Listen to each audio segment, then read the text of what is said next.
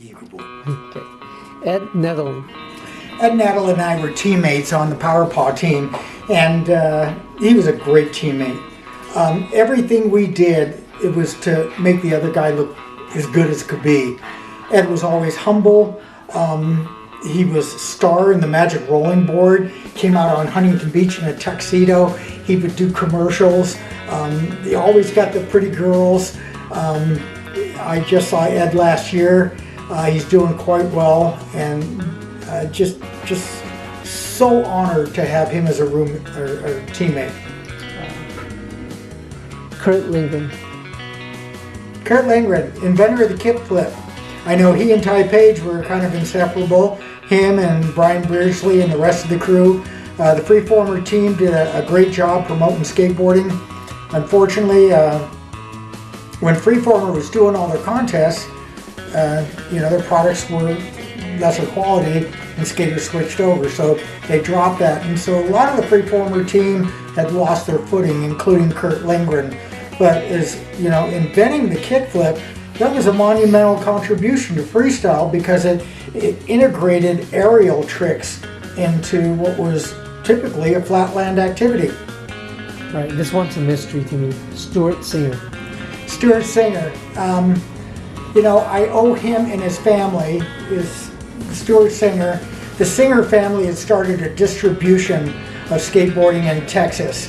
And I was asked to come out for a contest in the Dillon Frisco area. Peter Kamen was doing another roadside attraction for a lot of the competitions. There was slalom and all that.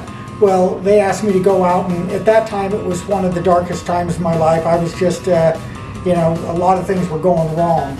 So I got out there and I entered the contest, and it reminded me how much fun I have skateboarding. And I remember ending my routine, I was laughing so hard that I crashed through some drywall and ended up on my back in the next room over. But I was still laughing, and I used my prize money to buy root beer floats for everybody in the contest. And so I'm very, very thankful for Stuart Singer, Elaine Singer, Don Singer. They had Donnell Skateboards, and Stuart, thank you so much. And he took over, and I'd watch his routine, and I thought, man, he's stolen every one of my tricks. Good job. Skitch Hitchcock. Skitch Hitchcock was a creative skater. He would take things. He was very good with his woodworking fiberglass skills. He would make these fiberglass ramps, fiberglass skateboards. A lot of his designs became prototypes for manufactured models that would soon be released by Hobie. Skitch would skate barefoot, so he had a thing called the Gorilla Grip, and he was the one that originated that. And then people like Ed Nadalin and Steve Shipp, people like that would take that over and integrate it into their freestyle routines. Skitch was a great skater. When skateboarding in the mid-70s switched from freestyle being the popular venue over to pool riding, a lot of the sponsors pulled all their support from the freestylers, and people like Skitch Hitchcock, Bob Moore, and so many others were left high and dry with nothing to support them in the sport they loved. Skitch went on to have some personal problems, and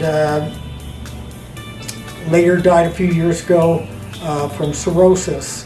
But he was a great friend, a great guy to do skateboard shows with. He and Mike Weed were inseparable, and I always appreciated having them as skate team members. Stacy Peralta.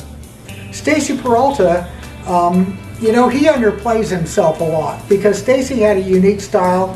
He was a humble fellow, and although he puts himself down as not being one of the better people on the Dogtown crew, he was really the spokesperson for it. And when I went to Australia in 1976, the tour turned out to be so popular, they said, who else can we bring?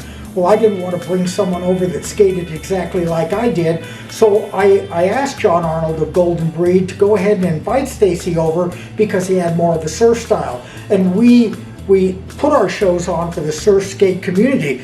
Australia lives along the coast. So Stacy came over. He was a great guy to work with. And he and I put on shows flawlessly and sometimes working 12, 14 hours a day. So appreciate his efforts in uplifting the sport and everything he's done since. Jay Adams. Jay Adams, he and I had a unique friendship, and it was really strange that, you know, he's from Dogtown, hardcore, you know, drug culture, lots of tattoos, and I was kind of more the Pat Boone, very, very conservative, working with city councils, doing that sort of thing.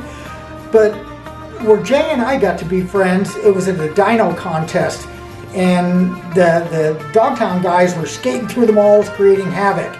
And so the sponsor, Dick Lippencock, said, I'm not going to pay you guys anything. And so Jay came over to me and said, hey, is it true we're not going to get our prize money that we've earned? And I says, as long as I'm working this contest, I will live up to the original contract. You will get your money. And so they all went home with their prize money, and Jay and I became friends after that. We could trust each other no matter what was going on. And the last time I saw Jay, I was in Hawaii. I was on North Shore. I met him at Rocky Point. Took him out to dinner. We went over and skated a skate park. Jay had changed his life around, and what I can say about Jay, I never heard Jay say a bad word about anybody. He had an enthusiasm that was pure, and he loved the sport of skateboarding. His downside, if any, he couldn't make a good decision for his own lifestyle, and it finally led to his early death, which was unfortunate, because he was finally getting his life turned around and, you know, back to a place where he could be respected and proud of it. Tony Alva. Tony Alva, I've heard stories about how he's changed.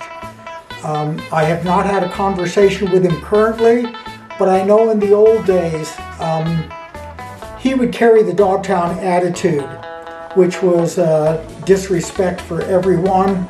And I know when in the 1980s, when we lost skateboarding again to go dormant for another 10 years, it was primarily because of the drug influences that were brought about, in large part by the Dogtown crew, Tony Alva being a headliner there. But a lot of the sponsors that we had that would go ahead and fund our big contests would no longer fund those contests because they didn't want their products or services aligned with the drug culture, so they pulled their financial support, and we lost skateboarding for a decade. George DeVille. George DeVille, Pineapple. The guy has a sense of humor. The guy's never been connected with reality. He's always having fun, and a man after my own heart. He will pull a prank on you. Every time we do a demo and a show, Pineapple was out there doing his skating stuff, but we go out and go to dinner after the show, and he'd always pull the prank on someone by telling the maitre d' that it was one of our birthdays, and we'd end up with a cake in our lap and not knowing why. So, George, for all the happy memories, thank you so much. Dan Gesmer. Dan Gesmer, innovator. I still haven't been able to influence him to smile more and take more time off work. The guy just is a workaholic, comes up with all these designs, and he's so focused on work, you gotta go out and play once in a while. Remember what Aristotle said, if we are the playthings of the gods, then let us live our lives as play.